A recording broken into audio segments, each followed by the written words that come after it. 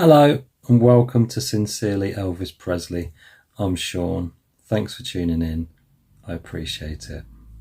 In the last episode, we took a look at the marketing campaign that BMG launched from mid-1998 through to a release in July 1999 that would signal their culmination of their campaign for the Artist of the Century. And I said at the time that it didn't stop there. The Artist of the Century branding would carry through into the Millennium and into the year 2000. But as I was thinking about it, I thought about another sustained, if you like, campaign that sort of saw some batches of releases over a 3-year period starting in 1999. And actually it starts pretty much the month after they released Artists of the Century. So I think it's quite incredible when you look back, what an incredible role that BMG were on. And I was thinking, well, maybe you could argue that, BMG, they seem to put more in and more out than ever they did once they were bought up by Sony in about 2004. So when it becomes Sony BMG, yeah, there's still some great releases. Of course, there's still some great releases, but this kind of sustained campaign of pushing material out really does slow down, I think, with Sony BMG to the point now, as we talked about last time, when we only really get one major release from them a year. Of course, that has a lot to do with the fact that, I guess most combinations of Elvis material, most approaches have kind of had a go at a swathe of things. So I guess if you're sitting there at Sony BMG now, well, what do we do that we haven't done before? Or, we haven't really got any new material. And I guess this is probably what led them to the thinking of reimagining, stripping out, whatever you want to call it, the revisionist mixes of Matt Ross Spang in recent years. Maybe that was part of it. What else are we going to do? Maybe we should go back to the material itself and do something different with it, rather than trying to just repackage it, as it kind of was. Maybe, but I think there's a real argument to say that the biggest sustained campaign that happens post Elvis's passing is when BMG are at the reins, and they keep coming up with ideas and they keep putting stuff out, and this is no exception. What we're going to look at today, this is a series. It's got two names really, the Millennium Masters or the Ultimate Collection, because it was branded as both, and you'll see what I mean. So as I said, in July 2000 we got the Artist of the Century box set. That was re-released in August 2000 in a smaller box, but also in August 2000 we saw the first batch of these Millennium Masters, the first batch of 4. The first one that was released, they pretty much all came out at the same time, but if you look in catalogues and whatever the order you'll see them in, and it kind of makes sense really with Elvis and who he was, is Elvis rocking. These turn up quite regularly on auction sites and what have you. It's rarer to find them with the slip cases and with the original hype stickers.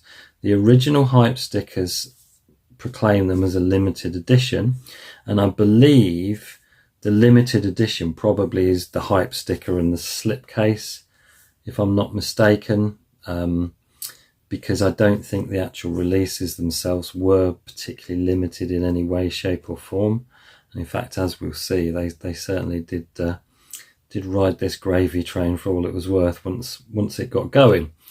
But the idea of this campaign was to put out single disc releases themed around a particular genre of music. We've seen this a lot over the years since. It comes to an ultimate culmination with the Franklin Mint 30 CD box set that I showed at the beginning of this year, the complete masters. And, you know, they tried to pull off the feat of taking Elvis's entire masters catalogue and putting it into themed CDs, which was a bit of a feat. And I think, you know, they themselves obviously found that, you know, some of it was stretching a point. So the task facing the people that were behind this campaign was a little bit more straightforward. You're only producing one CD, 20 tracks. I think all the 12 discs in the set have 20 tracks apart from one that I think stretches to 29. So they only had to get 20 tracks that followed that theme. So it should have been relatively straight. Well, I guess it was relatively straightforward. So here's our first in the set. You can see the gold sticker. It shows you some of the highlighted tracks. So includes Hound Dog, All Shook Up, Don't Be Cruel and Jailhouse Rock. And it proclaims limited edition. On the back, it says, Elvis was, is, and will forever be the king of rock and roll. Elvis Rockin' brings together 20 rock and roll classics on one tremendous album. And there is your track list. Pretty decent track list. Obviously, and understandably heavily concentrated on 50s material. Get a couple of 60s tracks and a couple of 70s tracks, but primarily, and I guess why, you know, if you're going to produce 20 tracks focusing on Elvis Rockin', you probably would concentrate on the 50s, wouldn't you? Not a particularly representative picture of Elvis on the back. I think that could well be a girl happy shot, but I think each one of the original four has that on the back, so it's just a theme really, rather than trying to reflect what we've got with the Jailhouse Rock shot on the front. I think the talking about the branding. So with your slipcase, you only see the Ultimate Collection. You don't get to the Millennium Masters part until you get to the CD itself. And then within the CD case on the back there, you see Millennium Masters. So you've got sort of dual branding really. The Ultimate Collection and Millennium Masters is the kind of banner it sits under. Rear sleeve is exactly the same. There wasn't tremendous amount of effort went into the actual design, I wouldn't have said, because you see the same picture sort of enlarged underneath the disc itself. On the back, a shot of Elvis outside Graceland in car. I'm not entirely sure that shows Elvis rocking. I might have gone for something different myself, but you don't get much in the way of in the booklet. What you do get is a description and a bit of background with each of the tracks. Let me give you an example. Rip It Up and Ready Teddy made their debut appearance on Elvis's second album, Elvis, which in the UK was subtitled Rock and Roll No. 2 and had Rip It Up and the opening track. Elvis certainly lets loose on this Little Richard rocker. So they're fairly basic sleeve notes. You know, you're not getting any real context or details of when they were recorded or that kind of thing, but just a sort of basic description. These were written by Brian Neville in 1999. And then on the very back, you get the other four Millennium Masters plugged, and then some of the other releases that were part of that Millennium campaign, Artist of the Century campaign. So it actually says Elvis Millennium releases available now. And we see Sunrise, Tiger Man, Tomorrow's a Long Time, Artist of the Century, and the Suspicious Minds 1969 anthology. So, you know, the tradition of the Colonel isn't lost. You know, they still keep plugging the product, and why not? So there's your first in your series, Elvis Rockin', say August 1999. And then we move on to the next in the series, which is Elvis Movies. And as you see on the back, it is that branding with that same shot on, so I don't think it's meant to be representative of the material. So Elvis movies, as you'd expect, 20 songs from Elvis's movies. It's our limited edition gold hype sticker, includes Viva Las Vegas, Love Me Tender, Girls, Girls, Girls, and GI Blues. And there, what we've got on the back. Many of Elvis's greatest recordings were first performed on the silver screen. No comment. Elvis Movies brings together the best of his movie songs on one outstanding album. Fair enough, but his greatest recordings on the silver screen. I'll let you make your own mind up on that one. And there's our track list. Pretty decent, has to be said. In fact, yeah, it's a nice little sequence, that. And as with the other disc, Millennium Masters appears underneath the spine bit there, and you get exactly the same layout. A picture on the sleeve is blown up under the CD, and then we get a picture on the back of the small booklet, and the small booklet just basically goes through the tracks in a fairly brief summary, and we get the same plugin going on in the back. So not a tremendous amount in the booklets, but you know, for a mass market release that was kind of going for a swathe of compilations, I kind of get that. So Elvis Movies was number 2 in the series. Number 3, Elvis Ballads. Again, same branding on the back. So, same height, the hype. Limited edition, includes Always on My Mind, In the Ghetto, Love Letters, and Are You Lonesome Tonight. Elvis will always be synonymous with the beautiful love songs and ballads he made his own. Elvis Ballads collects many of these remarkable recordings on one mesmerising CD. Let's have a look at the track listing. Yeah, they're pretty decent listens, all of these CDs, I'd say. Yeah, you know, it was a pretty decent campaign, by and large. Same picture under the disc, and then we get a shot of Elvis singing Memories from the 68 special, and it is on here. Again, track by track brief summary. Same advert at the back. So that's number 3 of 4. And then the final ones for the 4 in 1999 is Elvis Country, taking obviously the same name as the famous album from 1970, but of course that was subtitled I'm 10,000 Years Old, so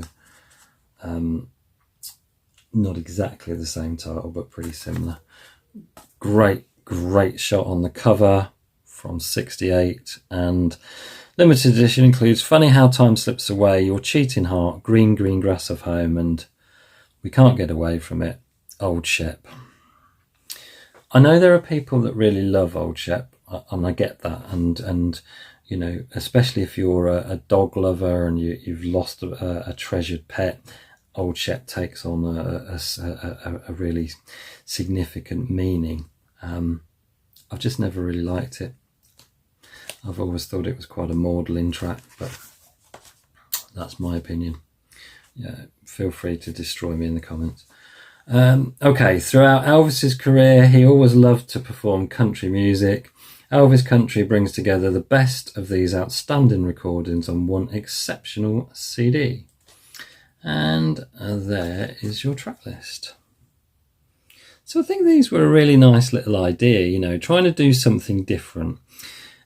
You know, there'd been plenty of compilations of greatest hits and what have you, and then they'd sort of culminated with this 3 CD compilation of what they considered the very best of Elvis. And these, you know, pulling these out as themes was quite a neat little idea, I think.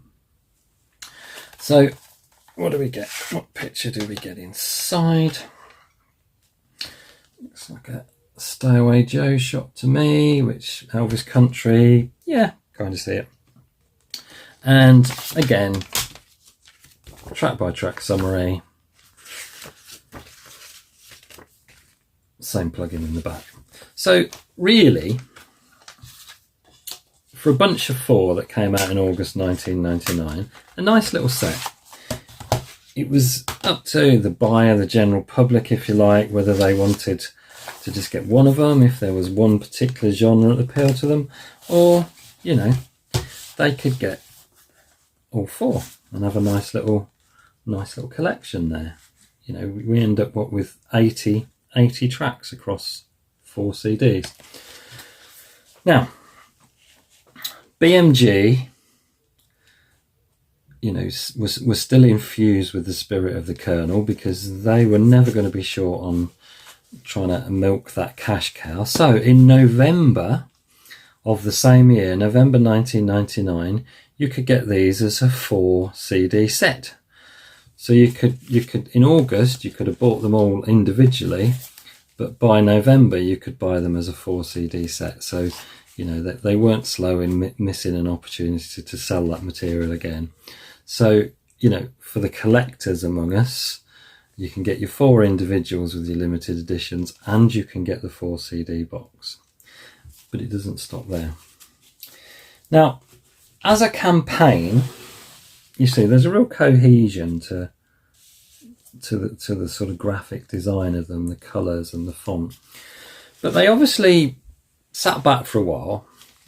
It wasn't as if they were, you know, pushing these kind of to the frenetic pace they did with the Artist of the Century that was pretty much releasing almost a CD a month. These came out and then you got the box set, but it wasn't until the following July 2000, when the next batch of 4 appeared. Part of me does wonder if these were probably successful enough to warrant that, because if it was a sustained campaign, you'd think that it'd kind of follow the same pattern. But when you see the next 4 that come out, actually they do. The only difference is that's got it on both sides. The next batch of 4's got it on one side, but it doesn't have it on the other side. So I hadn't spotted that actually. So it is, you know, you can see they were picking up the same cues and going with the same kind of theming. So we get 4 more in July 2000, and we start with Elvis Lovin'. Now the only real difference that I can see is that with the hype sticker, certainly, is the original ones had a gold hype sticker with rounded corners that said limited edition. With the next batch we get a silver hype sticker and it's squared, but it still says limited edition and it still picks out 4 of the tracks from it. So it's reasonably consistent. Certainly the way they're laid out's consistent. So our first one, Elvis Lovin'. When Elvis sang about love, he was at his very best, and Elvis Lovin' brings together 20 of his most romantic performances. And there is your track list. And again, I think that picture on the back is consistent on all 4 of this batch. So it's not really meant to be representative of the actual theming of the disc. So, do we get any difference? Still branded Millennium Masters, still branded the Ultimate Collection. Inside, we carry on with just a blow up of the front sleeve underneath the disc and a different picture. There, looks like a Kissing Cousins promo shot to me. And I think the only difference now is that rather than buy a track by track description, is kind of one big essay about everything that's contained on it over a couple of pages. Still by Brian Neville, this time obviously written in 2000. And on the back we're then able to plug more of these Millennium Masters going through until you see 2 releases there. So we've still got Artist of the Century, but now we've got the That's the Way It Is anniversary edition that had come out afterwards, after the first batch. So yeah, you know, a really nice little set. Elvis loving. Followed by the next in the series, which is Elvis Rockabilly. Rockabilly was the musical force that Elvis brought to the world, and this album features all his classic performances. Bold claim. It's got all of his classic performances with 20 tracks. But, you know, that's your hype machine for you. I'd say there's more classic performances than just 20, wouldn't you? There you go. So, yeah, pretty decent track list. Yeah, as I say, they're all a pretty good listen. They're all put together quite nicely. I think of all of them, this is probably my favourite cover. I love that cover. And I think we're going to see, right, so there's our shot inside. That is that 90? Is that, I'm not sure if that's the Hawaii benefit in 61. Can't see his hair enough. Or it might be maybe something like Vancouver 57. Yeah, actually, he hasn't got the white frilly shirt on, so it's not the Hawaii benefit. So I think we're dating that 57 probably. But yeah, another essay, and we'll see exactly the same. So I don't think for the next two I'm going to show you inside the booklet, other than the photograph on the back there, because they are all exactly the same, just an essay and the same advert on the back. So number 6, Rockabilly. Number 7, Elvis Blues. Great 68 shot there. Limited edition includes a mess of blues, Lordy Miss Claudie, Mean Woman Blues, and Reconsider Baby. No one sang the blues quite like Elvis Presley, and Elvis Blues features 20 of his finest performances on one essential album. And I quite like the fact that, you know, even on the back, although they're going with that one shot on all of them, they kind of colour it to match which I think is quite nice. So, here's your track list. Another great little selection. Really good. And that's your shot. It's different. And the final in this batch of 4 is Elvis Gospel. Includes His Hand in Mine, Crying in the Chapel, Peace in the Valley, and I, John. And it says, gospel music had a huge influence on Elvis throughout his life, and Elvis Gospel brings together many of his greatest performances on one outstanding album. And there is your track list. So we get selections from all of his gospel albums, plus Where Could I Go But to the Lord, Up Above My Head and Say from the 68 special. So, you know, another nice little selection, I think. And inside, we actually get Elvis from that gospel sequence in the 68 special. So, you know, there is some care and attention gone into these, absolutely. But as ever, not wanting to miss out on the opportunity to resell the product that they'd already managed to sell in November, and there's a pattern there, because if you remember the 4 CD box set that came out the year previously, that was November. So they obviously thought, we've kind of released them at the end of the summer. we'll wait a bit and then we'll put it out ready for Christmas. So we'll push it out again in a different variant. So whereas the first time you got a 4 CD box set of all of them, this time you could buy combinations of them in 2 CD sets. So you've got ballads and blues, rockabilly and movies, loving and rocking, and gospel and country.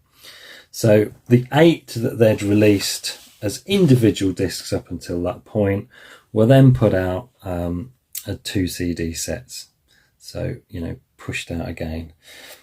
I only have the individuals because although, you know, the collector in me would love to have the variants, you know, they're exactly the same and I don't have the room to put them. That's always a real buffer for me, because I think the collector in all of us would love to get every variant of everything, but I am restricted by room, so it does sometimes have a natural stopping point for me, which is probably just as well. Now, if you're a real avid collector and you like to have everything and you like the really rare stuff, there were 4 of these put out specifically for Woolworths. And what they were, they had the original, so you had rocking, country, ballads and movies. So actually the first 4 were put out with special slipcases, and the special slipcase had the cover as it was, but underneath there was a strip that said they were £13.99, but then you could get 2 for £22. And the 2 you got for £22 was, so say it was this one, you could then choose Elvis's Christmas album, classic Elvis, blue suede shoes, or gospel favourites.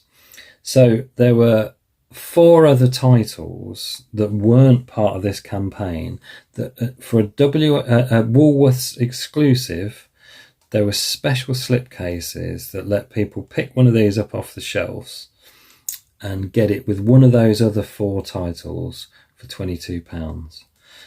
I've not seen any of those up for sale. Those were Woolworths only slipcases, but they do exist somewhere. So I imagine they're pretty rare. If anyone's got any of them, let me know in the comments. I'd love to know. But yeah, there are 4 Woolworths variants, Woolworths only variants of the first 4. And they must be by far the rarest of this particular campaign. So we go another year and a bit. We move through to October 2001, which seems a little strange to me. You know, if this was a you know, someone, whether they released the first 4 and they already knew they were going to do more, or whether, you know, because the first 4 was successful, they decided to. But it seems a bit strange that they wait from July 2000 all the way through to October 2001 to give us the final batch. And the final batch is quite different in that it doesn't go for genres, it goes for eras. And if you look, and these are the ones that are different actually. So if you look at the first 2 batches, as we saw, they're coloured branding. So you get that branding in different colours. Whereas the final 4 are all just black. So I don't know whether these were kind of somebody at BMG thought, those Millennium Masters we issued, they were pretty good. Why don't we revisit them? I'm not sure whether we saw, you know, an arc of a campaign, or whether these were just they did pretty well, let's do another batch. But October 2001, the first of the releases, and I'm not sure if they did come out in this order actually. They might have come out in reverse order, but I'm gonna show them in the most logical order. So the first one, Elvis 50s. Now we see exactly the same silver squared off hype sticker that the second batch had. Elvis 50s. includes Heartbreak Hotel, Hound Dog, All Shook Up and Jailhouse Rock. Now we stop getting the little bit of description at the top and we just get a track list. So it does feel to me like these were something that came afterwards and a revisit, because they don't kind of feel the same sort of design approach as the others. But there's your track list for Elvis 50s. Again, great little track list. I mean, I suppose it's quite an obvious, you know, when you're going for genres, you've probably got to work a bit harder. If all you got to do is the things that ties them together is when they were recorded, it's got to be easier, I would have thought, to put a compilation together. So what do we get in this one? Same again on the underneath. So now, rather than having a different picture on the rear of the booklet, we just get what's on the back of the case. So just feel the design just feels a little less care's gone into these final four. And yeah, we got an essay, a track list, and then in the middle I think we show the entire range of the Millennium Masters this time, because they're obviously all available by them. So yeah, there is Elvis 50s. And guess what's coming next? That's a tricky one. Elvis 60s. Includes Suspicious Mind, It's Now or Never, Crying in the Chapel, and Love Letters. So the other thing that's different with these is, because I guess they're themed by eras, whereas the others carried the same shot on the back of all of them, this one is a more representative, different shot each time for the era they're covering. So there is your track list for 60s. And so I think if we're just going to see the same shot on the back, yep. And the booklet will be the same inside. And guess what? Elvis 70s. Includes Always on My Mind, Burning Love, An American Trilogy, and Don't Cry Daddy. So this one's got Suspicious Minds, because obviously it was recorded in the American sound in 69. If I Can Dream. So that is 60s. Why have they put Don't Cry Daddy? Oh dear. Somebody somewhere got it wrong on this one, because we've got Kentucky Rain and Don't Cry Daddy that are 69. Now, unless they're stretching a point and saying, well, you know, that's when they were released on single, potentially, maybe, but you know, if you're going pure, I wouldn't have put those on a 70s. But there's your track list.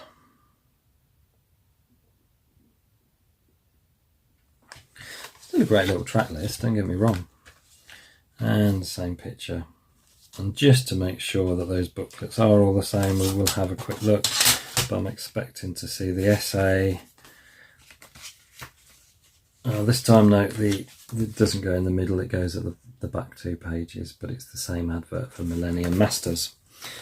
So, the final one was a kind of amalgam, really, and this is why it feels to me that they were running out of steam with this idea by then, because you've got 50s, 60s and 70s, and then Elvis hits. And rather than give you anything different, they basically just take the pictures from the first 3 of the 4 and sort of chop them up and put them on the sleeve, and then you get the same 3 images that were on the back of the other 3 chopped up on the back. So feels a little bit lazy, this one. So we get Love Me Tender, Wonder of You, Return to Sender and Viva Las Vegas as our representative. So were they on...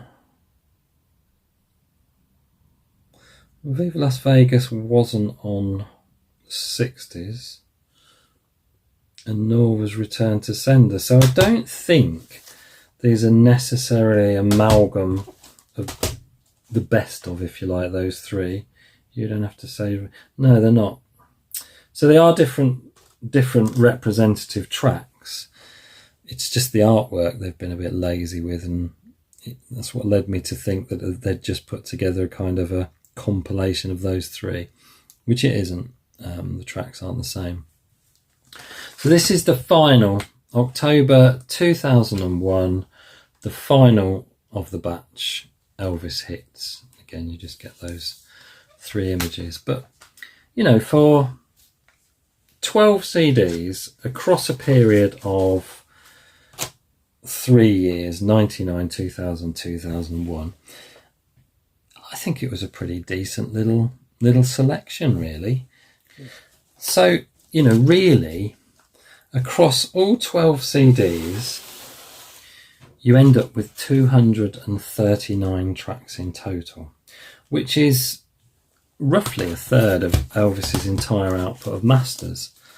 But the problem, if I can call it a problem, is that, you know, they had plenty of other tracks other than the 239 to choose from, and yet there are 39 tracks that appear on more than one CD. In fact, Lordy Miss Claudia and My Baby Left Me appear on 3 CDs each. So that was a bit unnecessary. They could have surely pulled out some different. So you're not getting 239 different tracks if you've got all 12. You're getting 200 different tracks because 39 of them are repeated. So that was a little bit cheeky. Sometimes as well, it will look like tracks are duplicated, but they're not. So if, for instance, if you look at Ain't That Lovin' You Baby, that appears on 60s and Rockin', but actually 60s gets the master, Rockin' gets take 11. So there are some examples where there are different takes on different discs. But yeah, there are some duplications. It's when you think about it, you know, they had well over 400 other Elvis titles to choose from that I'm sure they could have managed not to duplicate. But that's not to take it away. I still think it was a nice little campaign. Some really interesting stuff. I like the sort of cohesiveness of the artwork. And, you know, again, I just think it speaks of a time when, you know, there was a lot going on in the marketing machine to put Elvis product out there and try and put it out there in a slightly different way to it had been before and make it appealing to the buyers that saw it on the shelf. So, you know, full marks to them for that. I think it's a decent little set. You know, if you can get your hands on it reasonably priced, I'd definitely say it's worth adding to the collection. And it's great, you know, especially for new Elvis fans. What a great little start. What a great little introduction, especially the way it's broken up into musical genres. So, yeah, I'd highly recommend it. And obviously, the collectors among you, keep your eyes out for the 4 CD box set, because I don't think that comes up very often. The 4 2 CD sets, but especially those 4 Woolworth exclusives with the slipcases, because I think they're pretty rare. But there you go. There is the ultimate collection, or the Millennium Masters, depending on which part of the sleeve you look at. So I hope it was enjoyable. I hope it was interesting in some way. Thank you for joining me as ever. I really hope you're able to join me next week for next week's episode. But until then, have a great week. Take care. Ta-da.